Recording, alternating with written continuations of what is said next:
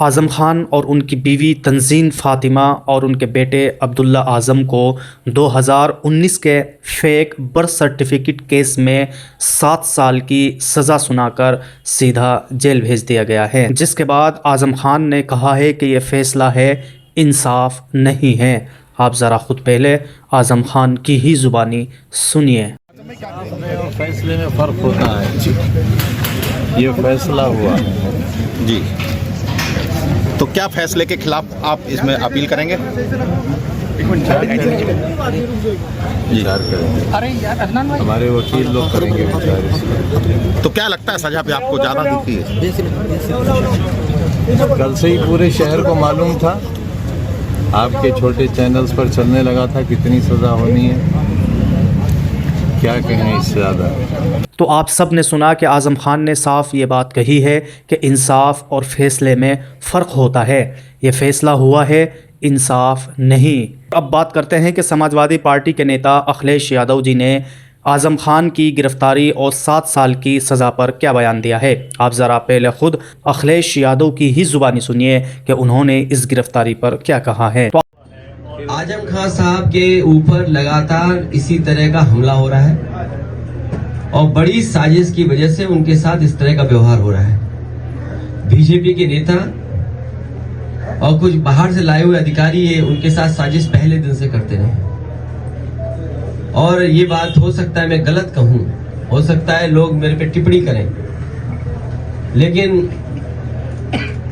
ये भी हो सकता है कि नेता बड़े हैं, वो यूनिवर्सिटी बना दी इसलिए उन्हें ये सजा मिल रही है। आप काम कर मत करिए बीजेपी की तरह, आप काम मत करिए, बस नफरत फैलाइए। जहां आपको जाति की नफरत मिल जाए वहां फैलाइए, धर्म की नफरत फैल जाए धर्म की फैलाइए। तो मुझे तो ये भी लगता है कि कहीं धर्म के कारण उनके साथ इतना अन्याय ना हो रहा हो, और सबको यकीन है और सब जानते हैं उन पे इसीलिए अन्याय हो रहा है कि उन्होंने यूनिवर्सिटी बना दी और उनका धर्म दूसरा है। आप सब ने सुना कि अखिलेश यादव ने साफ ये बात कही है कि आज़म खान साहब के ऊपर लगातार इसी तरह का हमला हो रहा है। बड़ी साजिश की वजह से उनके साथ इस तरह का व्यवहार हो रहा है। बीजेपी के नेता और कुछ बाहर से लाए गए अधिकारी उनके साथ साजिश पहले दिन से कर रहे हैं।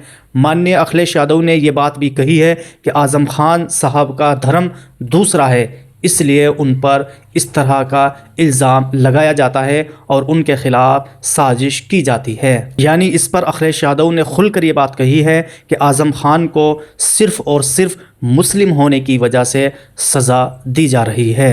और आइए अब जानते हैं कि आखिरकार पूरा मामला क्या है। आपको बताते चले कि इन लोगों पर इल्ज़ाम है कि आज़म खान और उनकी बेगम ने अपने लड़के को लखनऊ रामपुर से 2 फेक बर्थ सर्टिफिकेट्स लेने में मदद दी थी।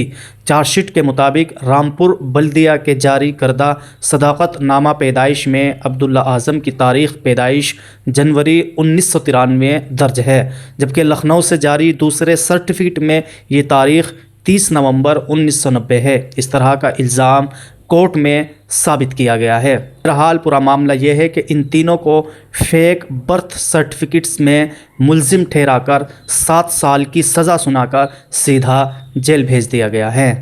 तो आप सब ने सुना और देखा कि किस तरह आज़म खान को फिर से 7 साल के लिए जेल में डाल दिया गया है। सबकी इस फैसले के ताल्लुक़ से क्या राय है, आप हमें कमेंट बॉक्स में ज़रूर बताएं।